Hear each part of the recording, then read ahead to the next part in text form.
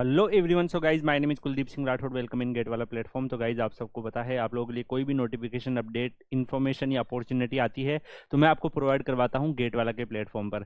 Guys अभी आप सबको पता है कि काफ़ी सारी गेट से अपॉर्चुनिटीज आती है।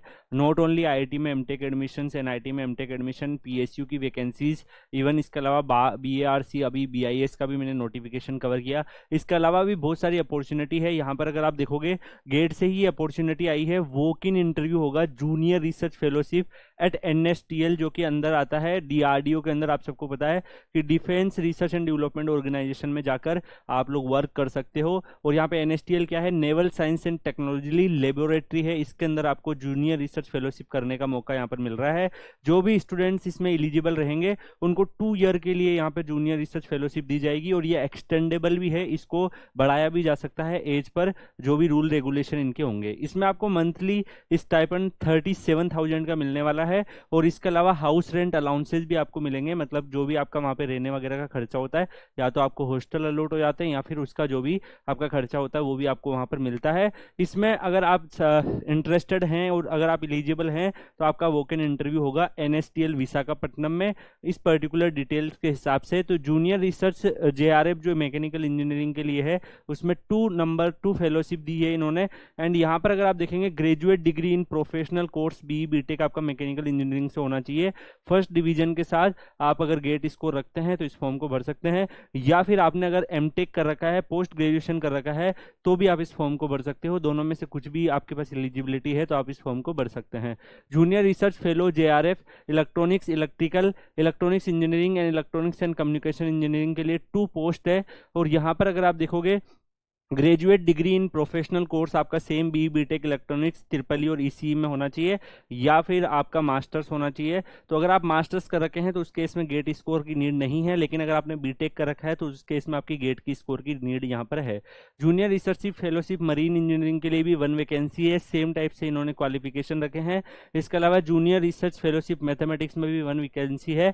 तो अगर आपने एमएससी कर रखी है मैथमेटिक्स में, और इसके अलावा नीट एनईटी अगर आपने क्वालिफाई कर रखा है, तो आप इस फॉर्म को भर सकते हो। Junior research fellowship JRF physics के लिए भी 1 वैकेंसी है। इसमें पोस्ट ग्रेजुएशन डिग्री आपने एमएससी होना चाहिए फिजिक्स में, and first division with NET qualification अगर आपका होगा तो इसमें आप फॉर्म भर सकते हो। जो भी वैलिड नीट और गेट का स्कोर अगर आपने रखा है, बी बीटेक एमएससी के कैंडिडेट्स, वो सारे इस फॉर्म को भर सकते हैं। Degree and post graduation degree should भी सेम डिसिप्लिन में होनी चाहिए, मतलब अगर आपने मैकेनिकल कर रखा है तो उसी में आपका आगे का, उसी से कोर ब्रांचेस से ही आपका जो अगला वाला कोर्स भी होना चाहिए। नंबर ऑफ फेलोशिप के जो नंबर्स हैं वो बढ़ाए भी जा सकते हैं, कम भी किए जा सकते हैं। और फ्यूचर वैकेंसीज जो है वो भी पैनल के ऊपर डिपेंड करती है कि वो कितनी रिक्वायर करे। इसमें अपर एज लिमिट इन्होंने 28 ईयर रखी है। जो भी आपका इंटरव्यू डेट होगा उसमें आप 28 ईयर से छोटे होने चाहिए। एंड जो भी एससी एसटी ओबीसी के स्टूडेंट्स हैं उनको एज रिलैक्सेशन भी दिया जाएगा।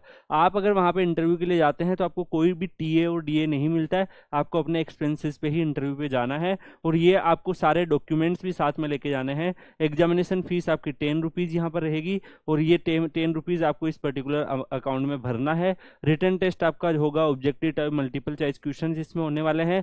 जो भी आपका रिटर्न टेस्ट होगा उसके बाद आपको सिलेक्शन यहाँ पर किया जाएगा। एंड यहाँ based on the performance of आपका जो रिटर्न टेस्ट होगा, उसी के बेसिस पे आपका जो है इंटरव्यू भी आपको यहाँ पर होगा। ठीक है। अब यहाँ पर अगर आप देखेंगे जेआरएफ मरीन इंजीनियरिंग इलेक्ट्रॉनिक्स, इसका जो पर्टिकुलर है 21/11/2023 को है, और इसकी लोकेशन विशाखापट्टनम में रहेगी। आपको 9 बजे मॉर्निंग में वहाँ रिपोर्ट करना है। और 23 को मैकेनिकल, मैथमेटिक्स और फिजिक्स वाले बच्चों का रहने वाला है।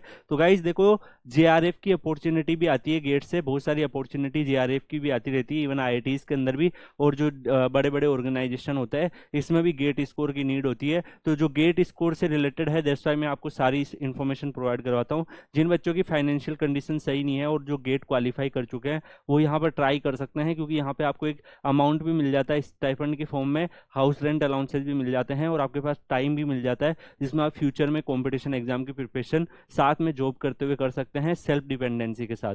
दैट्स वाई गाइज आप लोगों के लिए मैं ऐसे नोटिफिकेशन भी लाता हूँ। ये पीडीएफ जो है ये मैं Kuldeep sir underscore PW Telegram channel पर शेयर कर दूंगा, आप लोग वहाँ पे ज्वाइन कर लीजिएगा। एंड वहाँ पर आपको एक स्टूडेंट कम्युनिटी मिल जाएगी जिसमें आपको बहुत सारी ऐसे ही अपडेट टाइमली बेसिस पे मिलती रहेगी। तो Kuldeep sir underscore PW Telegram channel आप लोग ज्वाइन कर लीजिए। इसी के साथ इस वीडियो को यहीं पे एंड करते हैं, मिलते हैं नेक्स्ट वीडियो में। तब तक के लिए good bye, thank you so much, take care, see you.